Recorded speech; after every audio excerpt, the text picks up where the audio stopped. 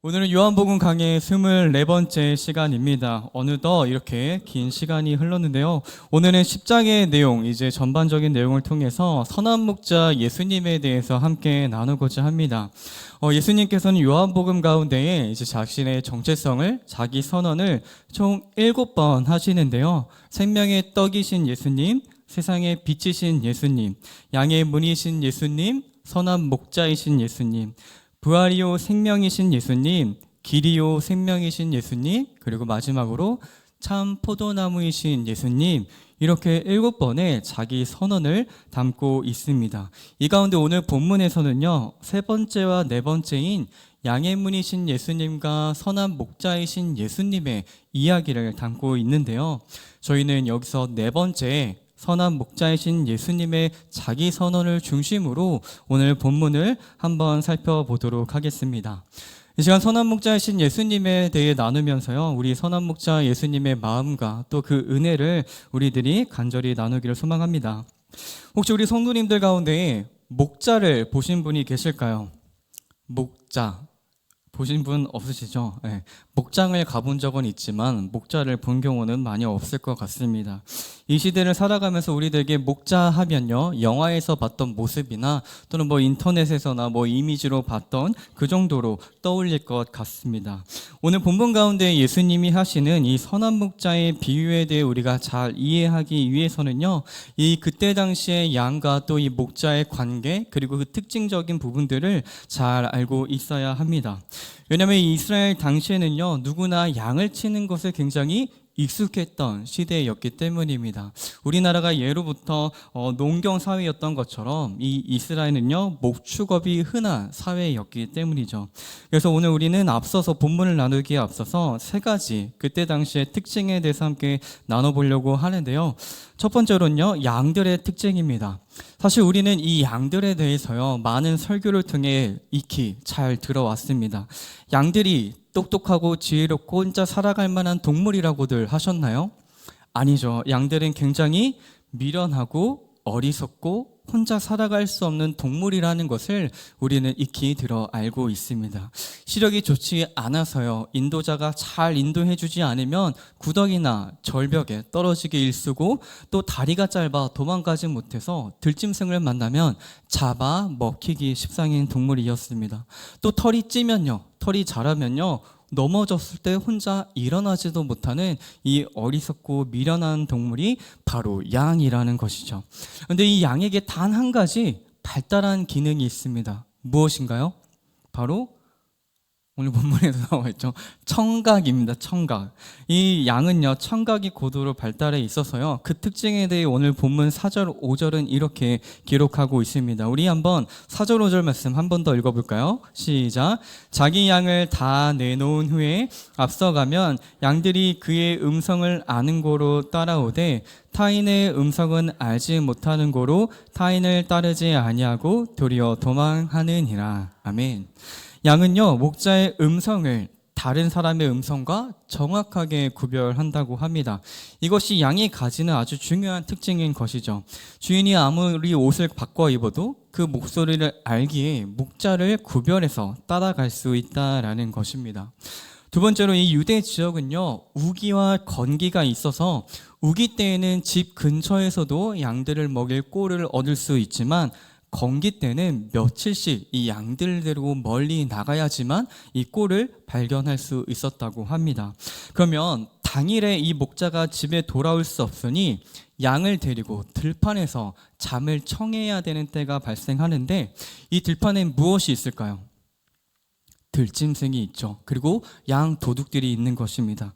그래서 이 유대 지역에는요, 특정한 곳마다 공용 우리가 설치되어 있다고 합니다. 그래서 멀리 풀을 찾아 나선 목자들은 이 공용 우리 안에 양들을 넣어놓고 잠을 청할 수가 있었던 것이죠. 이러한 두 가지 특징은 오늘 본문의 1절부터 5절 말씀의 배경이 됩니다. 목자들이 밤에 공용 우리 안에 양들을 넣고 잠을 청할 때에 문이 아닌 이 우리, 울타리를 넘어 들어가 양을 훔쳐가는 자들이 절도자, 강도들이었으며, 또 이 공용우리 안에는 한 목자의 양들만 있는 것이 아니기 때문에 문지기가 문을 열었을 때에 목자의 음성을 따라 양들이 분류되어서 자신의 목자를 따라 가고는 했습니다. 바로 이러한 배경으로 1절부터 5절은 예수님께서 비유적으로 자신이 유일한 목자임을 드러내신 것이지요.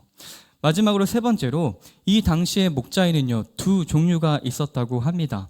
양들의 실질적인 주인인 목자와 그리고 돈을 받고 양을 치는 삭군 목자인 것이죠. 오늘 본문 가운데서는 양의 실질적인 주인인 목자를 선한 목자라고 이야기합니다. 그리고 돈을 받고 양을 봐주는 삭군 목자는요, 그 당시에 사실 굉장히 흔한 직업이었습니다. 이 집안에 아들들이 보통 양을 치는데 아들이 없는 경우 딸이 치기도 하죠. 우리가 알고 있는 다윗 역시 집안에 양을 치는 자였습니다. 근데 아들도 딸도 없을 때에 이제 돈을 주고 삭군 목자를 고용하는데요. 이러한 삭군 목자와 선한 목자는 사실상 겉으로 봐서는 구분이 되지 않습니다. 왜냐하면 이 삭군 목자도 역시 임금을 받기 때문에 양들을 푸른 초장으로 인도하고 실만한 물가로 인도하고 저녁이 되면 우리에 넣어서 그 숫자를 헤아리는 기본적으로 목자가 하는 일을 똑같이 행하기 때문이죠. 그런데 이 선한 목자와 삭군 목자가 구별되는 때가 있습니다. 언제일까요? 바로 들짐승이 나타나는 때인 것이죠. 삭군은요, 이 들짐승이 나타나면 어떻게 할까요? 양들을 버리고 도망합니다. 반대로 선한 목자는 양들을 위해 기꺼이 나서는 것이죠. 두 사람 사이에 왜 그런 차이가 발생하는 것일까요? 오늘 본문 12절에 예수님은 그 차이에 대해서 이렇게 말씀하십니다. 우리 함께 12절 말씀 함께 읽어보도록 하겠습니다. 삭군은 목자가 아니요 양도 제 양이 아니라 이리가 오는 것을 보면 양을 버리고 달아나다니 이리가 양을 물어가고 또 해치느니라. 아멘. 이 삭군 목자에게 있어서요, 양은요 자기의 양이 아닙니다. 그저 돈을 버는 수단에 지나지 않는 것이죠. 세상에 그 어떤 미련한 자가 돈벌이 수단을 위해서 자기의 생명을 바칠까요? 미련한 짓이죠. 그에게 양은요, 양의 가치는요, 돈 그 이상도 이하도 아닌 것이죠. 그러니 양의 생명이 나의 생명보다 중요하지 않습니다. 삭군 목자가 양을 위해 목숨 걸고 열심히 싸웠다고 돈을 더 많이 받는 것도 아니고요. 그 양을 지켰다고 자기의 양이 되는 것도 아니기 때문입니다. 반면에 선한 목자는 어떻습니까? 오늘 본문 11절 우리 함께 읽어보겠습니다. 나는 선한 목자라. 선한 목자는 양들을 위하여 목숨을 버리거니와. 아멘. 선한 목자는요, 사나운 이리가 나타났을 때 기꺼이 그 양을 위해 자기의 목숨을 내어놓습니다. 이리를 막아서는 것이죠. 왜 선한 목자는 양들을 위해 목숨을 버리는 것일까요? 그 양이 자기의 양이기 때문입니다. 양은요, 목자에게 있어서 전부와 다름이 없습니다. 양이 없다면 목자를 목자라 할 수 없기 때문이죠. 그래서 선한 목자는요, 양을 지키기 위해 자신의 생명마저 내어놓습니다. 아무리 그래도 짐승을 위해 사람이 목숨을 내놓는 것이 너무 미련하고 또 어리석게만 느껴지는 게 사실인 것이죠. 왜 이렇게 미련한 행동을 선한 목자는 하는 것일까요? 우리 구약의 다윗에 대해서 한번 생각해 봤으면 좋겠습니다. 앞서 말했듯이 다윗은요, 그 집안의 양을 치는 일을 하던 자였습니다. 그런 다윗이 어느 날 아버지의 심부름으로 형들에게 도시락을 전해주기 위해서 전쟁터로 향하죠. 그리고 그곳에 우리들이 너무나도 잘 알고 있는 블레셋의 용맹한 군사 누가 있습니까? 골리앗이 있는 것이죠. 골리앗이 하나님을 모욕하지만 그 누구 한 명도 그가 두려워 나서지 못할 때에 그 소리를 들은 다윗이 자신이 나가 싸우겠다라고 이야기합니다. 그 이야기를 전해 들은 사울 왕이 그 다윗을 자기 앞에 부르죠. 그런데 다윗이 너무 작은 소년인 거예요. 갑옷도 맞지 않고 무기도 너무 큰 소년이었던 것이죠. 그래서 사울이 다윗에게 전쟁에 나가지 말라고 이야기하자 다윗이 이렇게 이야기합니다. 사무엘상 17장 34절부터 35절 제가 읽겠습니다. 다윗이 사울에게 말하되 주의 종이 아버지의 양을 지킬 때에 사자나 곰이 와서 양떼에서 새끼를 물어가면 내가 따라가서 그것을 치고 그 입에서 새끼를 건져내었고 그것이 일어나 나를 해하고자 하면 내가 그 수염을 잡고 그것을 쳐 죽였나이다 라고 말입니다. 이 말로 비추어 봤을 때 다윗은 선한 목자인가요? 아닌가요? 선한 목자이죠. 다윗은요 고작 들짐승 1위 정도가 아니라요 곰이나 사자가 와서 새끼 양을 잡아가면 쫓아가 무찌르고 그 양을 데리고 왔다라는 것입니다.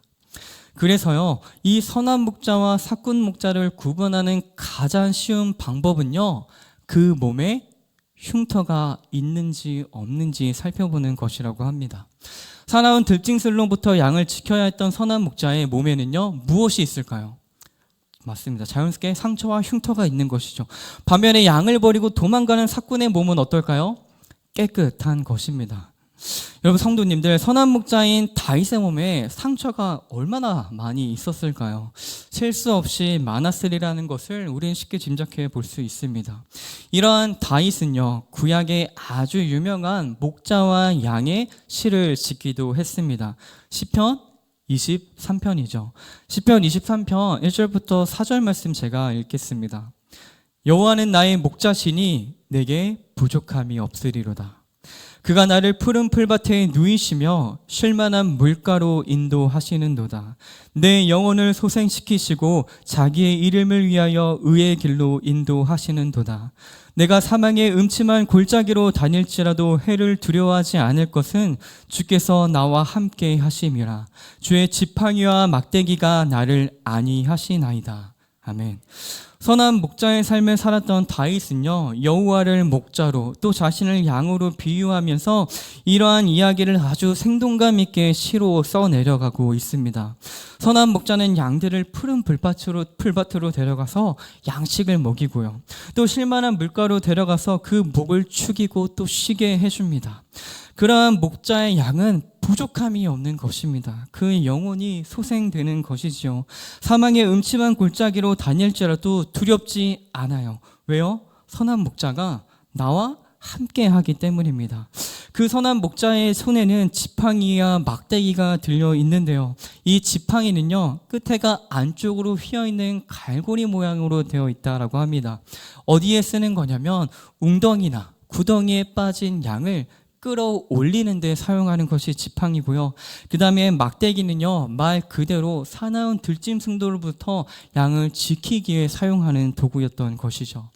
그래서 선한 목자와 함께 할 때요, 양은 두렵지 않은 것입니다. 우리의 선한 목자는 푸른 초장과 쉴만한 물가로 나를 인도하시며 구덩이에 빠지면 지팡이로 나를 끌어올려주고 사나운 짐승이 나타나면 막대기로 나를 지켜줄 것이기 때문입니다. 그 생명을 바쳐가며 나를 구원해 줄 것이기 때문이죠. 선한 목자와 함께라면 그 무엇도 두려울 게 없는 것이죠. 사랑하는 제2교회 성도님들, 우리의 선한 목자가 누구신가요? 네, 바로 예수 그리스도, 우리의 예수님 되시는 것이죠.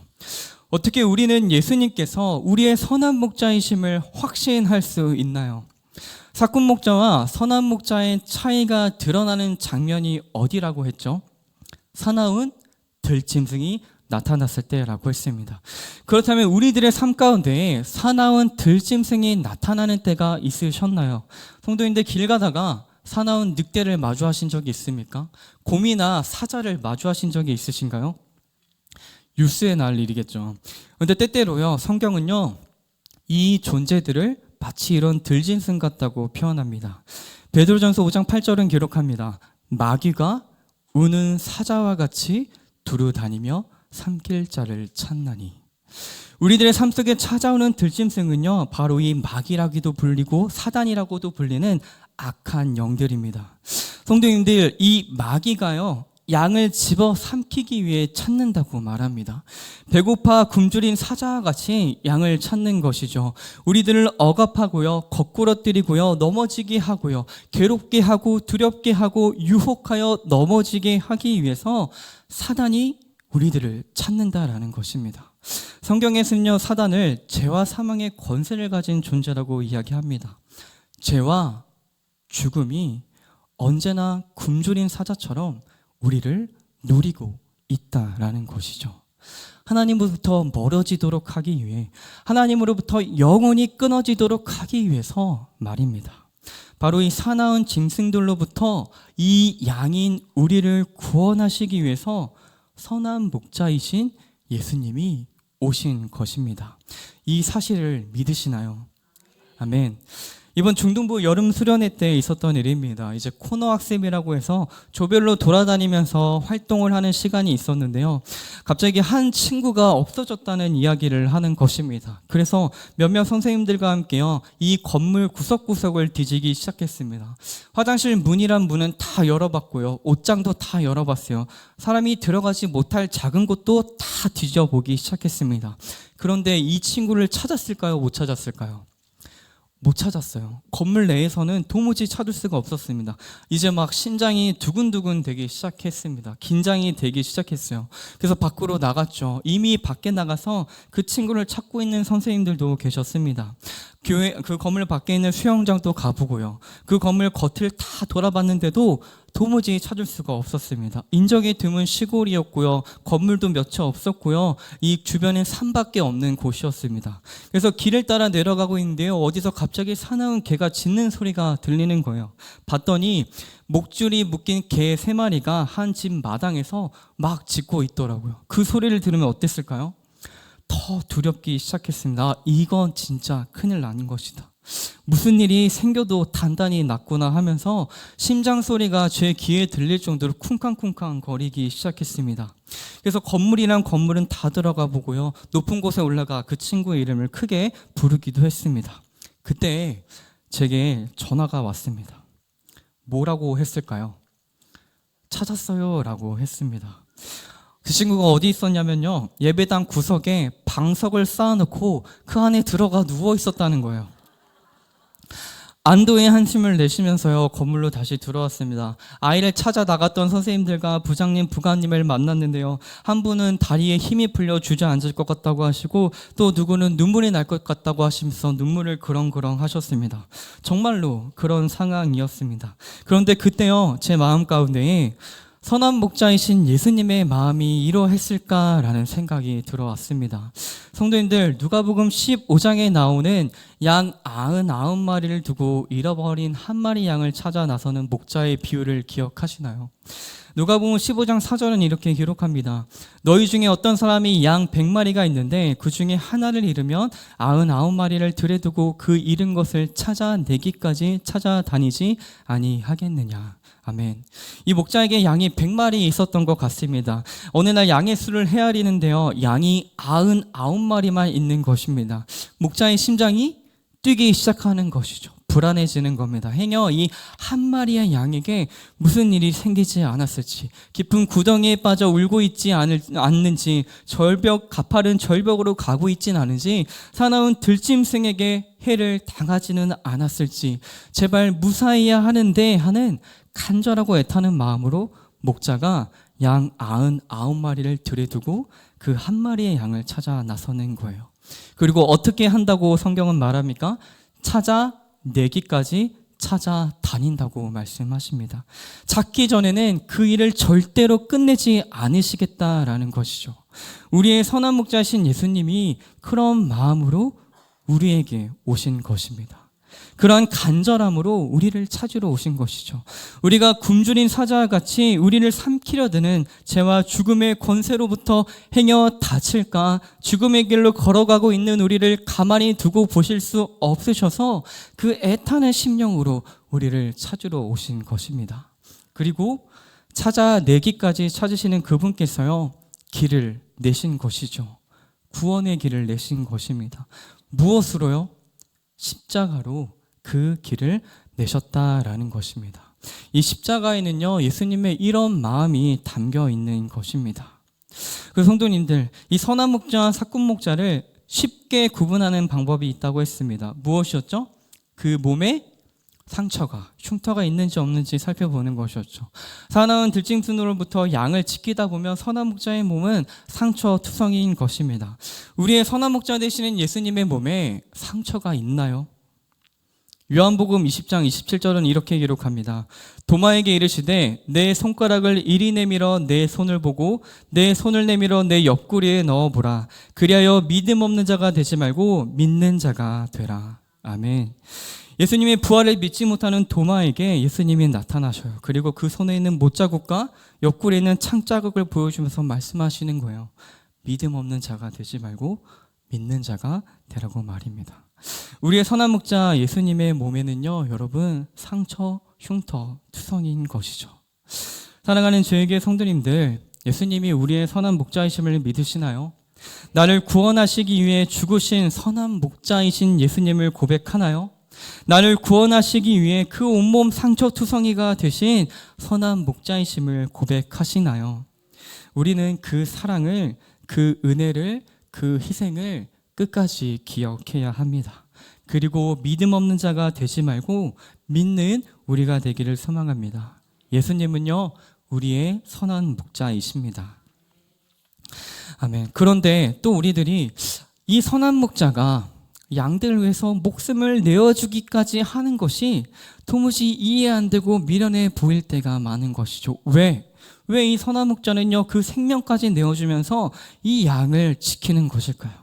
오늘 본문 14절 15절은요 이렇게 기록합니다. 우리 14절 15절 말씀 함께 읽겠습니다. 나는 선한 목자라. 나는 내 양을 알고 양도 나를 아는 것이 아버지께서 나를 아시고 내가 아버지를 안 것 같으니 나는 양을 위하여 목숨을 버리노라. 아멘. 이 본문에서요, 선한 목자이신 예수님은요, 자신과 양의 관계가 마치 아버지와 자신과의 관계와 같기 때문에 양을 위해 목숨을 버린다고 말씀하십니다. 예수님과 우리의 관계가 마치 하나님과 예수님의 관계와 같다라는 것입니다. 성도님들, 예수님과 하나님은 어떤 관계이시죠? 아버지와 아들의 관계입니다. 그런데 그보다 더 근원적으로요, 예수님은요, 하나님과 같은 분이시죠. 하나님, 예수님, 성령님 이 세 분은 삼위 하나님으로요 존재하시는 분들이십니다. 온전히 이해되기 어려운 부분이죠. 그 누구도 경험해 본 적이 없으니까. 그런데 우리는요, 이것은 확실히 알 수 있습니다. 삼위 하나님은 창세 전부터 계셨다라는 것이죠. 요한복음 17장 5절은 이렇게 기록합니다. 아버지여, 창세전에 내가 아버지와 함께 가졌던 영화로서 지금도 아버지와 함께 나를 영화롭게 하옵소서. 창세전 하나님과 예수님은 서로를 영화롭게 하며 존재하셨다라고 말씀합니다. 영화는요, 영광입니다. 삼위 하나님은요, 완전한 교제를 이루며 영광을 누리고 계셨다라는 것이죠. 이게 무슨 의미냐면요, 그 안에는요, 조금의 불일치도 갈등도 시기도 원수 맺음도 없는 완전한 행복과 기쁨과 사랑 가운데 충만하였다라는 것입니다. 아버지와 아들인 예수님의 관계가 그러했던 것처럼 선한 목자이신 예수님과 그 양인 우리가 그러한 기쁨과 행복과 사랑 가운데에 충만하기를 선한 목자인 예수님이 원하셨다라는 거예요. 단순히 지식적으로 아는 것이 아니라요, 관계를 맺기를 원하셨다라는 것입니다.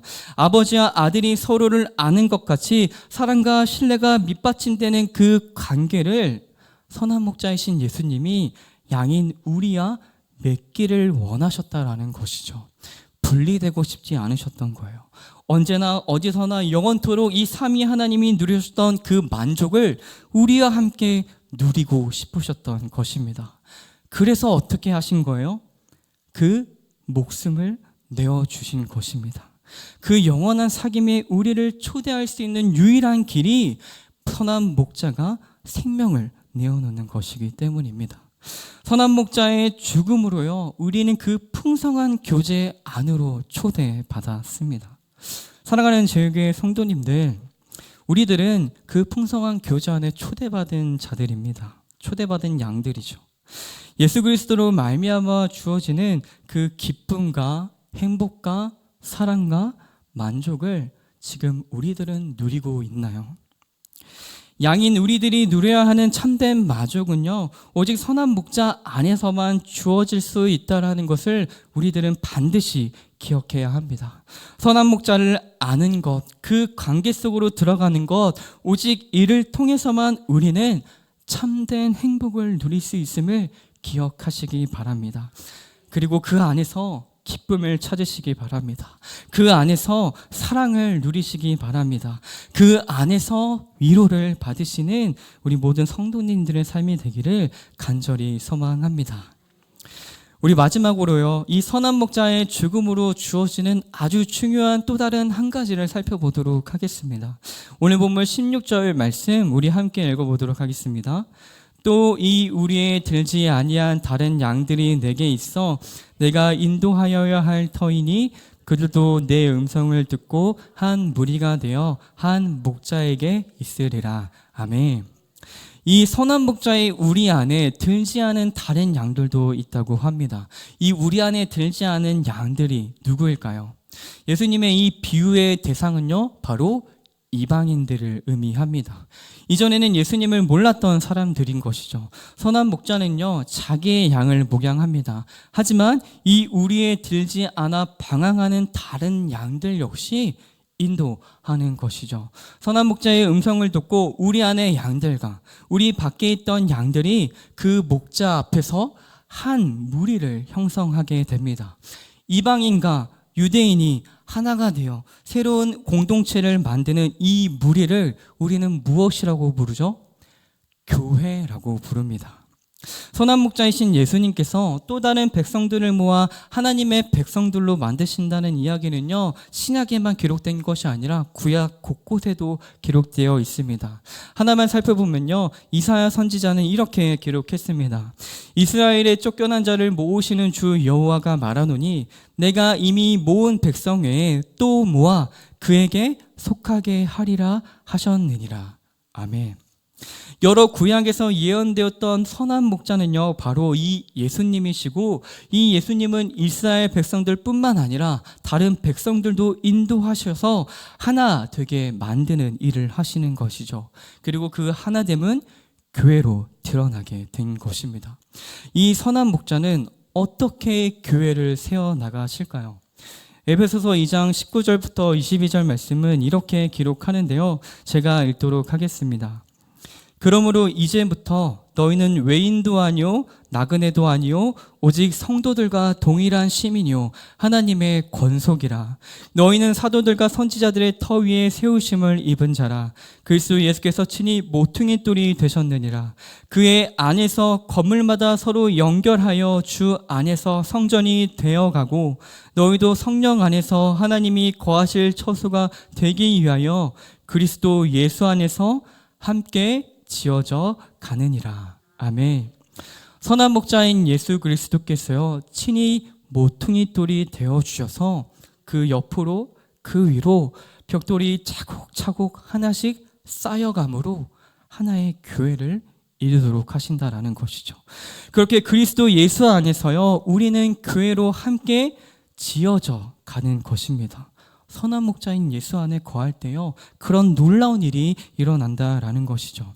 한 목자와 한 무리는요, 교회의 하나됨을 이해해야 하는데 아주 중요한 메시지입니다. 예수님께서 이것을 위해서 그 목숨을 내어주셨기 때문인 것이죠. 사랑하는 저에게 성도님들, 사실 우리들 역시요, 이 우리 밖에 있었던 양들이었죠. 우리들 역시 이방인이었습니다. 선한 목자이신 예수님께서요, 우리를 찾아주지 않으셨다면요, 우리는 결코 이 우리 안에 들지 못했을 것입니다. 참된 진리를 발견하여 이 교회에 모여서 예배할 수 없는 존재들이었다라는 것이죠. 그런데 예수님이 찾아오신 거예요. 길을 잃어 헤매고 있는 양들을 간절히 찾는 목자의 심정으로 우리를 찾아내기까지 찾으셔서 마침내 모퉁이 돌이신 예수님 위에 벽돌 하나하나로 지어갈 수 있도록 해주신 것입니다. 그렇게 우리가 교회가 되었습니다. 아직 이 교회는요, 완성되지 않았습니다. 그리스도 예수 안에서 점점 지어져 갈 것입니다. 그리고 마지막 그때에 최종적으로 완성될 것입니다. 성도님들, 우리들 안에 아직 여전히 갈등이 있나요? 부족하고 나약하고 연약한 점들이 있나요? 아직 지어져 가고 있기 때문이겠죠. 시간이 지나면 점점 벽돌과 벽돌 사이가 메어질 것입니다. 서로의 거칠고 모난 부분이 갈려져 나가서 알맞은 모양을 갖추어 나가게 될 것입니다. 그리고 이 일은요, 오직 모퉁이돌 대신은 선한 목자 안에 있을 때만 가능한 일입니다. 이러한 사실을 기억하면서요, 선한 목자이신 예수님 안에 거하며 나의 것을 기꺼이 깎이고 내려놓을 수 있는 참된 복되고 귀한 삶을 살아가는 우리들이 되기를 간절히 소망합니다. 이제 한 가지만 이야기하며 이 말씀을 맺도록 하겠습니다. 사랑하는 저에게 성도님들, 우리는 어떤 존재라고 계속해서 나누고 있나요? 우리는 양과 같은 존재입니다. 양하면 어떤 이미지가 떠오르시죠? 하얗고 복실복실하고 깨끗한 이미지가 떠오를 것입니다. 하지만 우리가 양에 대해 이제 너무 잘 알죠. 실제로 이 양은요, 굉장히 지저분하고 냄새가 나는 동물입니다. 가까이 두기 어려울 정도라고 합니다. 또 눈이 어두워서요, 혼자서는 풀을 찾지 못하고 물을 찾지 못하고 구덩이에 빠지기 일쑤며 절벽을 향해 가도 모르는 동물이라고 하죠. 또 다리가 짧아 도망가지도 못해서 들짐승에게 쉽게 잡아먹히기도 하고, 털이 자라면 넘어졌을 때 일어나지도 못하는 미련한 동물입니다. 그런데 이 양이라는 동물이 또 굉장히 이기적이고 이상한 동물이에요. 뭐냐면 이 양이요, 더우면 서로 꼭 달라붙어서 서로를 덥게 하고요, 추우면 서로 멀찍이 떨어져서요, 서로 춥도록 둔다라고 합니다. 도무지 이해할 수 없는 어리석고 미련하고 나약한 이 양이요, 바로 우리들과 같다라는 것이죠. 우리는요, 스스로 살아갈 수 없는 존재입니다. 고집불통인 우리들은요, 도무지 남들과 함께 할 수 없는 존재들입니다. 날마다 스스로 죽음을 향해 걸어가는 일밖에 할 수 없는 전적으로 무능력한 존재라는 것이죠. 그런데 이 양에게도 단 한 가지 희망이 있다고 했습니다. 무엇이 발달되어 있다고 했죠? 청각입니다. 여러분, 이 양은요, 이 발달된 청각으로 자신의 선한 목자의 음성을 귀 기울일 때만 살아갈 수 있는 것입니다. 선한 목자는 그런 우리의 상태를 너무나도 잘 알았어요. 오늘 본문 3절 가운데 뭐라고 말하냐면 각각의 이름을 불러 인도한다라고 말씀하세요. 우리를 잘 아시는 선한 목자는 각각의 저마다의 삶 속으로 찾아와 주신다라는 거예요. 여러분, 양은 그 목소리를 따라 살아가야 합니다. 그 목소리만을 따라 살아갈 때요, 우리는 살 수 있는 것입니다. 사랑하는 저에게 성도님들, 우리를 찾아내기까지 찾으셔서 자신의 목숨을 내어주신 그 손의 못자국과 창자국을 보여주시면서 우리의 선한 목자가 되어주신 예수님의 음성에만 귀 기울이기를 소망합니다. 하나님과 아들의 그 교제에 그 충만하고 풍성한 사랑 안으로 우리를 초대하시기 위하여 기꺼이 그 생명을 내어주신 그 선한 목자 예수님의 음성에만 귀 기울이기를 소망합니다. 친히 모퉁이 돌이 되어주셔서 주님을 알 수 없었던 우리들을 교회로 세워주신 선한 목자 예수님의 음성에만 귀 기울이며 살아가는 복되고 귀한 우리들의 삶이 되기를 주님의 이름으로 간절히 축복하고 소망합니다. 아멘.